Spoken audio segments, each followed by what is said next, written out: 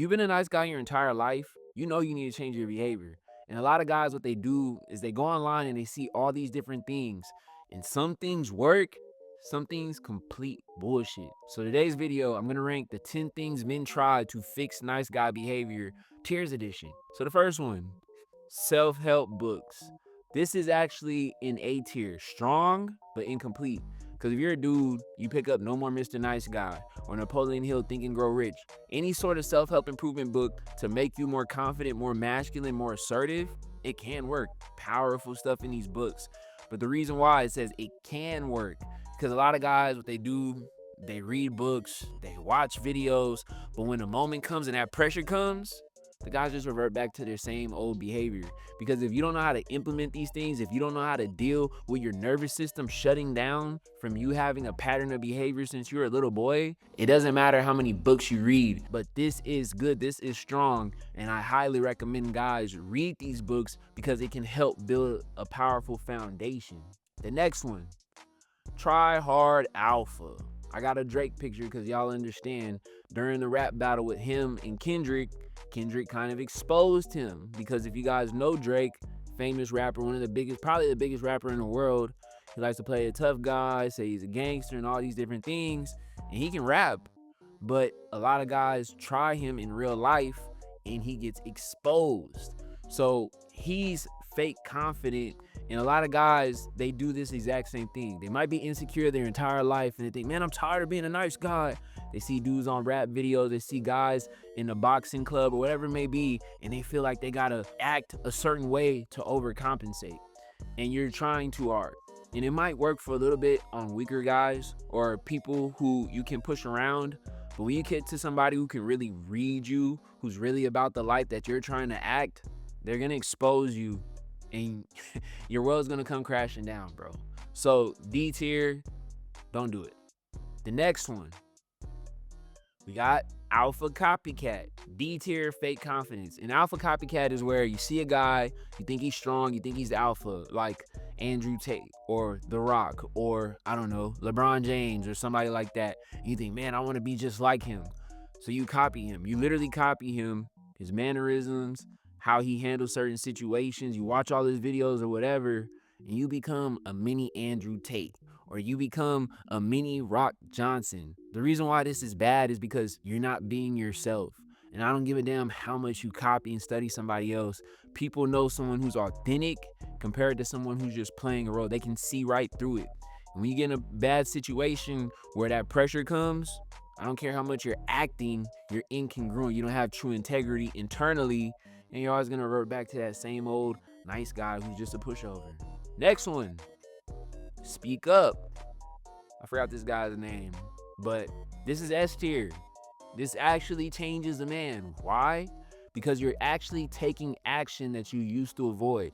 If you're a nice guy or yes man, you typically be quiet in situations where you feel uncomfortable, in situations where you're trying to avoid, where you're like, oh, what am I? So when you start to speak up, what you're doing is you're pattern interrupting the old framework that you had.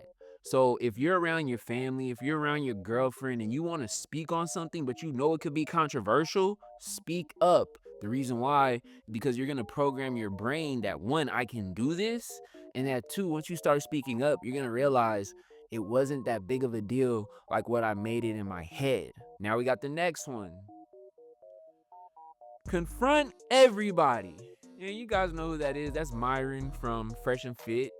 He's very controversial. He likes to start arguments. He likes to start drama. And he does that because it's marketing, right? But if you're just a regular guy and you decide you want to confront your boss at your job because he didn't look at you and give you respect that you felt, or you want to confront your parents if you still live with them, or you want to confront your wife about every little tic-tac things, or your brothers, bro, I'm going to tell you right now, you're going to burn so many bridges. Nobody's going to want to be around you. You're going to have a lot of enemies. And you're not going to be able to stand with that. It's going to make everything worse in your life and make it much more difficult. The goal isn't to be an arrogant asshole who likes to confront and talk shit to everybody. The goal is to kill some of those passive, unassertive behaviors that you had and really maximizing the strength of the guy who's willing to confront with the ability to still be somebody that people genuinely like. You gotta find a balance. So this is F tier. This actually makes you weaker and it makes your life way, way worse. Next one, we have set standards. This is S tier. Y'all know why it's S tier? Because a strong man, a man's with a king's mindset, he sets standards for how he wants to live his life and also how the people within his life are going to treat him. The reason why so many guys fall into nice guy behavior is because that's their default setting. They probably watch their dad or their uncle or their brother or whoever around not only just women, but men who have more strength in them, men who have more status, whatever it is, and they defaulted to being the nice guy who's over accommodating that people can just use and abuse. So when you're a guy and you start to set standards for yourself, but more importantly, you start to enact those standards and start to talk to people and let them know, and if they choose not to follow that standards, you take action, that changes you. Again, pattern interrupt of your mentality, pattern interrupt of your nervous system, and you start to stand tall on who you are, and that allows people to start to respect you. If you don't set standards, you're really just running around in a circle and you're going to try things that you think are going to work because you're trying to avoid the actual truth of setting standards as a man. Now, the next one, we got working out. I could put this in A tier. A lot of guys think this is like the golden gift to changing who you are as a man, but I put it as C tier because it's surface level. Because, okay, cool, you might have been a skinny dude, now you start working out. You might have been a fat dude, now you start working out. There are certain people who are more intimidated when you have muscles, but essentially, it's kind of like it's not try hard because it's positive. It can help you be a better man. But if you're not changing your perspective and how you view the world and how people should see you, bro, you can have all the muscles all day. It doesn't matter. There's guys at the gym who work out all the time. When a woman walks up to him and confronts him, or he goes to his boss and he has muscles, the boss still treats him like shit because he doesn't speak up for himself. So it's good, but it's kind of surface level, and you're not gonna really get anywhere if you're not doing the S tier and the A tier. It's good. It's definitely something I recommend guys do in general, but it's not gonna change you just because you're working out. Next thing, body language. This could be C tier, but I'm actually gonna put it as A tier. Why? Because in general, we are humans of patterns and of behaviors. A lot of times, guys get fucked with or messed with because they have weak body language. If you're hunched over, if you're talking like this and you're not looking at people in the eye, that's like 30 to 40% of the battle because a lot of people are reading you. A lot of people who are looking for anyone that they can take advantage of, they're gonna look at your body language and think, okay, you're a sucker, or think, okay, you're a pushover. Got you. Because typically, the way you think, it's enacted in your body language. You know, people say fake it till you make it. One of the most important things to do is change your body language. When I went out and I started cold approaching women, I wasn't confident. One of the things that I learned on a website that I followed is he said to change your body language, change your appearance so that way they can see you up front. The issue with this is that, yeah, body language is great, but when you get into these moments where you're dealing with pressure, where you have a lot of thinking, you can have body language all day, but if you're not standing on it and you don't have true belief, then you're gonna oftentimes lose confidence in those situations and you're gonna revert back to Mr. Nice Guy. So definitely good, definitely recommend it. You should study this and learn how to implement it till it happens naturally. But it's A tier, but not S tier. The next one we have is therapy. A lot of people talk shit about therapy and they think therapy is C tier, doesn't help. It's A tier. Why? Because most people don't understand that a guy who seeks validation, a guy who needs to be a nice guy, who needs to be a yes man, needs to be a people pleaser, it's something underneath the surface. A lot of guys just patch this up. It's like you have a bullet wound, but you're just trying to put a band-aid over it and put some disinfectant and think that it's gonna heal. No, you need real attention to see what's happening underneath. So therapy is a great way for guys to not only speak on their situation so they don't have as much anxiety and they don't avoid these situations, but also understand the root of where these behaviors came from.